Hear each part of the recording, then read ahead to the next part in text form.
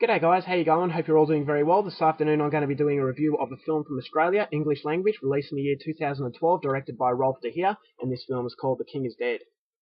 And the story to The King is Dead is as follows. Open inspection at the house for sale in the quiet leafy neighbourhood, Max the science teacher and Therese the tax accountant decide that this is the house for them. Unsuspecting, they buy and move in, finding a nice family on one side and, well, an interesting family on the other. But interesting soon becomes loud, and loud soon becomes intolerable, and when the intolerable becomes the violent, and the police are powerless to do anything, and the community lawyer suggests earplugs, Max and Therese are forced to try and solve the problem of the neighbour from hell themselves, and end up with a corpse on their hands. But even that's not the worst of it, because the corpse from hell has friends, and even worse, enemies. So the movie stars Dan Wiley, who plays Max, who is a science teacher. He is married to Nova Novakovic's character Therese, who is a tax accountant. So they've moved into a seemingly quiet neighbourhood. They've bought the house, and it's too late to back out of the contract. So on one side of the fence, they've got a lovely family that are their neighbours. They're hippies. They're a little bit strange, but immediately Max and Therese take a liking to them. But on the other side of the fence are the neighbours from hell, and they didn't realise just how loud these neighbours were until it was too late to basically back out and move out. So the neighbours from hell, they're drug dealers. The main character of the villains is Gary Waddell, who is nicknamed the King. He runs the house, but he doesn't really run the house because the very shady characters that come into the house to do drug deals basically run the show. So Gary Waddell's character is quite a pathetic, old man who really doesn't have any control. So while he is a villain, you really feel strong sympathy for him. So things are out of control. They're, making a lot of noise at 3 a.m. and, they're trying to sleep and they can't sleep. So it's really having an effect on their lifestyle. So they ask their pleasant neighbours what the hell's going on. The pleasant neighbours tell them that they're very inconsiderate of their neighbours. No one likes these guys, and they pretty much do things with no regard to the law. So the police are powerless to stop them, and the community lawyer even suggests that Max and Therese get earplugs. So no one is doing anything to stop these guys. So Max and Therese decide that they're going to put matters into their own hands to solve the problem. But what they choose to do has dire consequences that are well out of their control. So things are spiraling downward very, very fast, and whether or not Max and Therese can get out of the situation they find themselves in, that's something you're going to have to find out for yourself, because that's as far as I am going with my synopsis. Now my thoughts on this very strange film.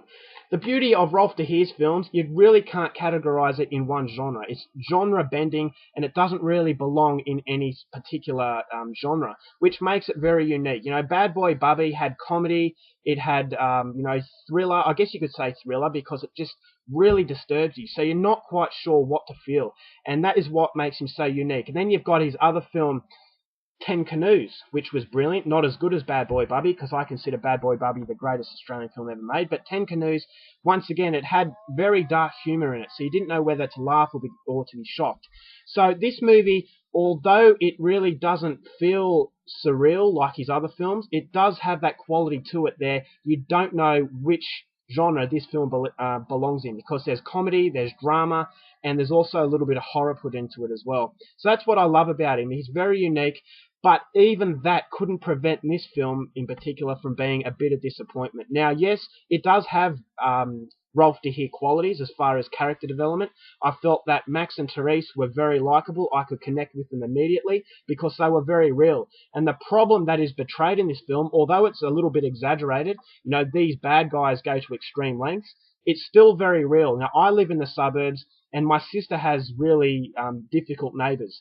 And so straight away, I could connect with them. I could put myself in their shoes, and it comes across as real. But as I said, there's a level of exaggeration there that takes you out of the realm and puts you in another dimension. But as I said, that dimension stays realistic enough to really give you the point that it's a social commentary, but at the same time, it's made for entertainment. And that's what the film is. It's basically entertaining. But my biggest problem with it is it wasn't that entertaining, as far as Rolf de Heer is concerned. Now, if this was a directional debut from an up-and-comer, I would say that it was a very, very well-done movie. But as far as Rolf de Heer is concerned, this one was a bit of letdown, because I felt that Rolf de Heer was basically making a movie to cash in off his name.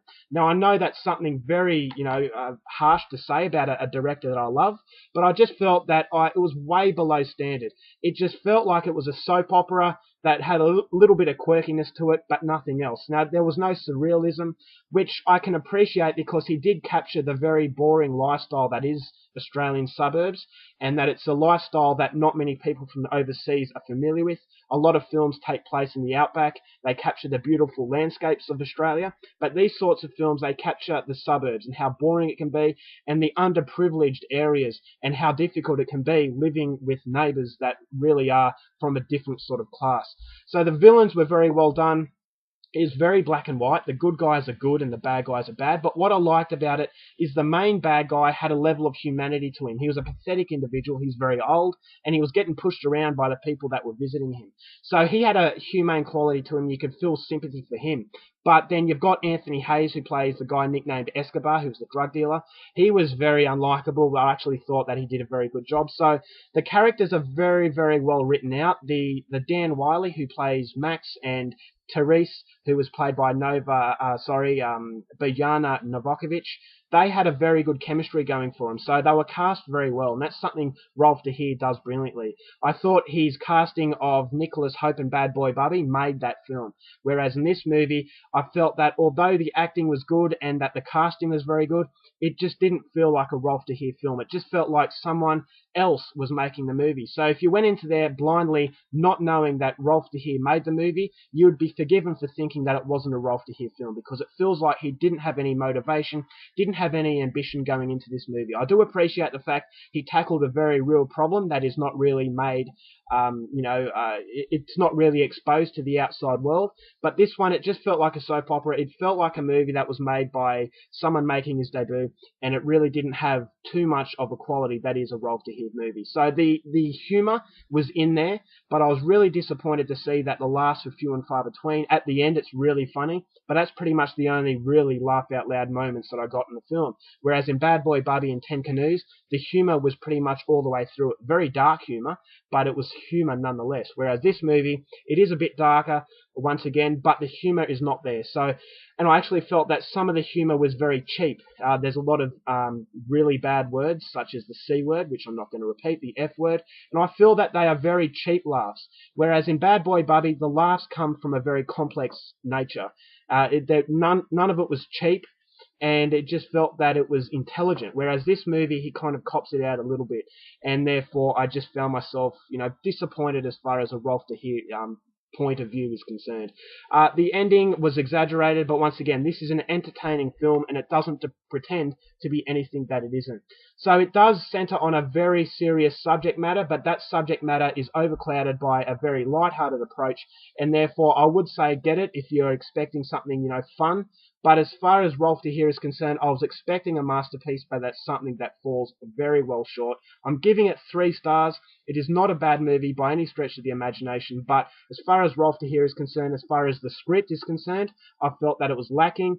Although the characters were very well drawn out and you could connect with them, I just felt that the humour wasn't there, and that the surrealism and the unique value that is Rolf de Heer was pretty much non-existent in this one. So 3 stars. I was disappointed, but having said that, it is certainly not the worst film that you will come across this year. So that's my review for the Australian film The King is Dead. Disappointing, but then again, not terrible. Alright guys, that's my review. I hope you enjoyed it. Till next time, keep watching movies, and I'll see you later. Bye.